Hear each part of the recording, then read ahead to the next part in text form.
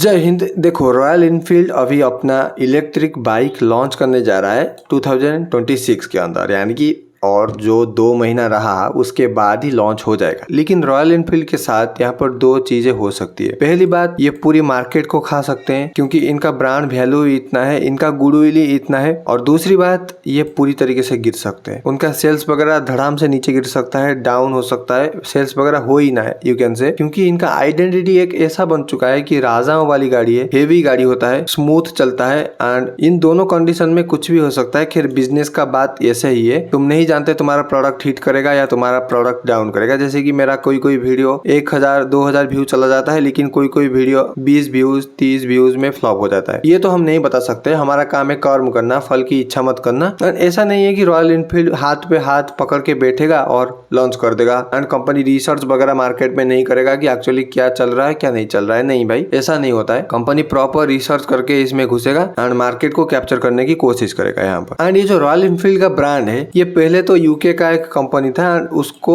धीरे धीरे शेयर वगैरह खरीद के अभी इंडियन कंपनी है। अभी आइचर कंपनी के अंडर रॉयल इनफील्ड वर्क करता है। और आइचर कंपनी तुमको पता होगा, इंडिया का एक ट्रक वगैरह बनाता है, कुछ एरिया में बस वगैरह भी थोड़ा बहुत ये लॉन्च करता है। एंड रॉयल इनफील्ड के अंडर एक कंपनी आती है जिसका नाम है फ्लाइंग फ्लीस। एंड ये फ्लाइंग फ्लीस EICMA इटली में एक बाइक एग्जीबिशन होता है, जिसपे इंटरनेशनल ब्रांड्स अपने अपने जो फ्यूचरिस्टिक बाइक होते हैं, जो फ्यूचर में वो लॉन्च करने जा रहे हैं, उसको यहाँ पर लाके दिखाते हैं, उनकी फीचर्स वगैरह एक्सप्लेन करते हैं। And indirectly you can say यहाँ पर प्रमोशन वगैरह खुद की ब्रांड का करते हैं कि हमारा बाइक बेस्ट है। ऐसे ही रॉयल इनफील्ड का जो फ्लाइंग फ्ली कंपनी है, उसका भी एक बाइक का मॉडल यहाँ पर लॉन्च हुआ था। एंड उसी मॉडल को कॉपी करते हुए रॉयल इनफील्ड एक अपना बाइक बनाने वाला है, जिसको ये यूरोप में लॉन्च करने वाले हैं। एंड देखो, उस मॉडल का नाम है फ्लाइंग फ्ली S6। इसी को यू कैन से एक कॉपी करके 95% ये अपना लॉन्च करने वाले हैं फ्लाइंग फ्ली C6। देखो, अभी के टाइम पे ये कंपनी को मैक्सिमम लोग जानते ही नहीं होंगे। ये कंपनी भाई 1930 के टाइम का कंपनी है। इसका हिस्ट्री अगर हम थोड़ा सा समराइज करें, रॉयल इनफील्ड ने इसे लॉन्च किया था, क्यों पता है? रॉयल इनफील्ड ने इसे इसीलिए लॉन्च किया था कि जो आर्मी है उनको बाइक की जरूरत है। एंड आर्मी वगैरह को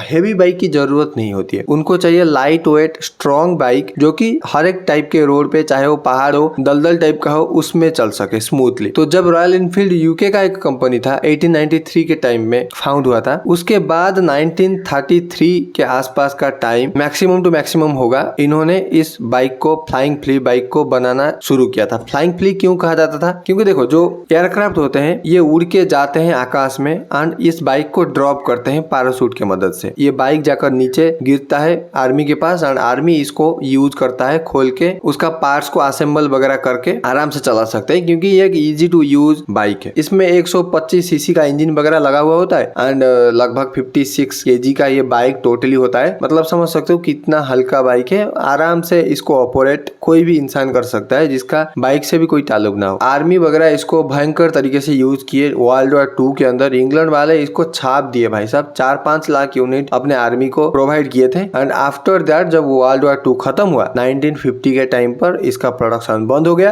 एंड प्रोडक्शन तो बंद हुआ, लेकिन उस बाइक का कलेक्शन को इंग्लैंड के म्यूजियम में रखा हुआ है भाई। रॉयल इनफील्ड हेरिटेज सेंटर में अभी भी ये बाइक रखा हुआ है, लेकिन इसका अभी रिन्यू काम शुरू हुआ। And you can see the bike photo here. इस टाइप का बाइक रॉयल इनफील्ड लॉन्च करने वाला है मार्केट में। एंड एक मार्केट शेयर डिमांड करता है कि मेरे को भी एक मार्केट शेयर चाहिए ताकि मैं अपना बाइक सेल कर सकूं। एंड देखो, मैं क्यों बोल रहा हूँ रॉयल इनफील्ड को ये थोड़ा सा मुश्किल होगा, क्योंकि देखो यार, रॉयल इनफील्ड क्या है? एक ऐसा बाइक है जो राजा जैसा फीलिंग देता है। ये तुम सब एग्री कर रहोगे। जिसको चलाने में भाई साहब फील आता है कि कोई बाइक को हम चला रहे हैं। उसका साउंड क्वालिटी, उसका जो स्मूथ चलता है बाइक, एकदम भाई झकास, एकदम तुम बोल सकते हो चुम्मेश्वरी भाई। रोड पे जब चलता है भाई, उसका रोड प्रेजेंस एकदम खतरनाक होता है। जब चलता है भाई साहब, लोग घूम घूम के देखते हैं। इस बाइक को मैक्सिमम गुंडा वगैरह, नेता वगैरह, जो हाई फाई लोग हैं वो चलाते हैं। लेकिन रॉयल इनफील्ड अगर एक बाइक लॉन्च करेगा, जैसे पतंजलि ने किया था भाई। पतंजलि ने क्या किया था? अपना जीन्स लॉन्च करी थी, क्योंकि पतंजलि का आइडेंटिटी ऐसा बन चुका था कि पतंजलि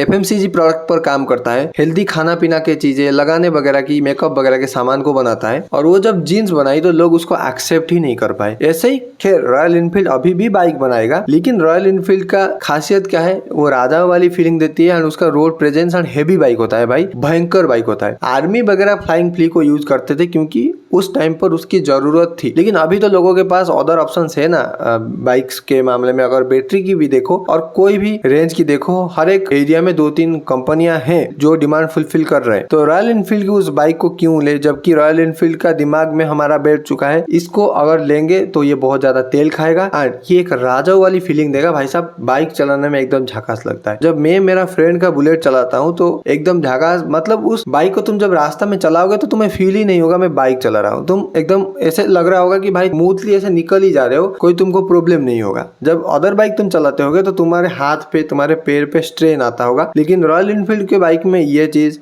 नहीं है। तो इसके वजह से मैं भी आने वाले टाइम पर लोग इसको एक्सेप्ट नहीं कर सकते। लेकिन अगर एक दूसरा ब्रांड करके फ्लाइंग फ्लिक के नाम पर लॉन्च किया जाए एंड रॉयल एनफील्ड उसको प्रमोट करे तो मे भी ये हो सकता है। लेकिन रॉयल एनफील्ड के नाम पर डायरेक्टली परसेंटेज कम है कि ये सेल हो, लेकिन कुछ भी हो सकता है। बिजनेस की दुनिया में कोई भी प्रोडक्ट आराम से वायरल भी हो सकता है। ऐसा भी हो सकता है भाई सबसे बड़ा मार्केट पकड़ के बैठ जाए रॉयल एनफील्ड, क्योंकि ऑलरेडी इनका नाम है। एंड ये पीछे से लुक तुम देख सकते हो, लग तो रहा है अच्छा खासा, लेकिन रॉयल एनफील्ड का जो साइज है, जो हेवीनेस है उस बाइक का, 2 क्विंटल का बाइक है, ये फीलिंग ये बाइक नहीं दे सकता गारंटी, क्योंकि ये हल्का होगा भाई। एक इंसान इसको उठा सकता है हाथ में। 56 किलो का था 1940 के टाइम पर, समझ सकते हो सकता है 70 किलो का बना ले। बैटरी वगैरह है और अगर कुछ फीचर्स वगैरह, कुछ पार्ट्स वगैरह ऐड करना हो डिजाइन वगैरह के लिए, क्या ही है ये वेट भाई बाइक के मुकाबले 3 गुना ज्यादा तो इससे रॉयल एनफील्ड बाइक का बुलेट का मॉडल है। देखो रॉयल एनफील्ड के जो सीईओ है गोविंद रंजन, इनको जब इंटरव्यू में पूछा गया कि ये कैसे मार्केट में अपना शेयर बनाएगा, गोविंद रंजन साहब बोले कि देखो हम अभी इंडियन मार्केट में लॉन्च ही नहीं करने वाले। हाँ भाई साहब, ये अभी इंडिया को अपना फर्स्ट प्रायोरिटी बना ही नहीं रहे, इंडिया में ये लॉन्च ही नहीं करने वाले। पहले ये क्या करने वाले हैं, जाने वाले हैं भाई यूरोप में ये बाइक को लॉन्च करेंगे। एंड आफ्टर सम टाइम जब यूरोप में ये बाइक लॉन्च हो जाएगा एंड देख लिया जाएगा कि इसमें एक्चुअली क्या कमी है, क्या हम इम्प्रूव और कर सकते हैं, किसके वजह से ये प्रोडक्ट हमारा बिक रहा है, यूनिक सेलिंग पॉइंट हमारा क्या है, इस सबको स्ट्रैटेजी को एनालाइज वगैरह करके इंडिया में आएंगे। क्योंकि इंडिया एक प्राइस सेंसिटिव मार्केट है एंड इंडिया में बिजनेस वगैरह चलना थोड़ा सा मुश्किल होता है, क्योंकि हमारे पास पैसे लिमिटेड होता है, तो हम बहुत ज्यादा चूजी होते हैं प्रोडक्ट को खरीदने के मामले में। तो जब रॉयल एनफील्ड यूरोप के एरिया में अपना शेयर वगैरह बना लेगा तो रॉयल एनफील्ड इंडिया में आएगा, देन इंडिया में बाइक वगैरह लॉन्च होगा। अभी 2026 में तो मेरे को कोई लग ही नहीं रहा है होने वाला है। मैं भी 2027 के अंदर, 28 के पहले कुछ महीनों के अंदर ये चीज इंडिया में आता हुआ देखा जा सकता है। एंड इनसे ये भी पूछा गया कि GST 2.0 का जो सिचुएशन इंडिया में अभी है, इसका क्या इम्पैक्ट तुम्हारे बाइक के ऊपर पड़ेगा। तो सीईओ साहब बोले कि यार देखो कोई मेजर इम्पैक्ट तो पड़ेगा नहीं, प्राइस तो ऑलरेडी कम हो चुका है अगर एक लिमिट की बात करो, लेकिन हमारा बाइक प्रीमियम सेगमेंट पर आया है तो इसीलिए हमको प्राइस में इतना ज्यादा डिफरेंस देखने नहीं मिलेगा। हम जो इंजन वगैरह बनाते हैं, हम जो अदर पार्ट्स बनाते हैं बाइक का, उसका प्राइस नो डाउट कम होगा। एंड रॉयल एनफील्ड ने लगभग 3 लाख यूनिट बेचा है आफ्टर GST 2.0, उनका ये कहना है। नो डाउट ये एक बहुत बड़ा नंबर है, क्योंकि अभी तो GST 2.0 लॉन्च हुआ है एंड कुछ ही महीनों के अंदर 3 लाख यूनिट सेल कर देना कोई छोटी बात तो नहीं है। एंड उनका कहना यह है कि ये बाइक वगैरह जब हम लॉन्च करेंगे तो GST 2.0 एक पॉजिटिव बूस्ट देगा। फॉर दैट रीजन ये बाइक जो है मार्केट में अपना एक जगह आराम से बना सकता है। एंड गोविंद रंजन से एक और क्वेश्चन पूछा गया कि तुम्हारे लिए यहाँ पर मार्केट है। उनका सिंपल सा कहना था नहीं, हमारे पास अभी कोई भी मार्केट शेयर इलेक्ट्रिक व्हीकल के मामले में नहीं है, हमको इसको बनाना पड़ेगा। हम अपने प्रोडक्ट के दम पर, हम अपने स्ट्रैटेजी के दम पर इस मार्केट को कॉन्कर करेंगे एंड हमारा मार्केट शेयर खुद बनाएंगे। एक विजनरी लीडर का माइंडसेट ऐसा ही होता है भाई, नहीं है कोई दिक्कत नहीं, हम खुद बनाएंगे। बाटा के साथ जैसे हुआ, एक आइलैंड दिया गया एंड बाटा को बोला गया कि यहाँ पर कोई जूता नहीं पहनता, और एक और ब्रांड था उसको बोला गया, तो बाटा कंपनी को जब बोला गया, बाटा कंपनी कुछ बोला एंड देन वो कंपनी कुछ बोला, जो सेकंड कंपनी था।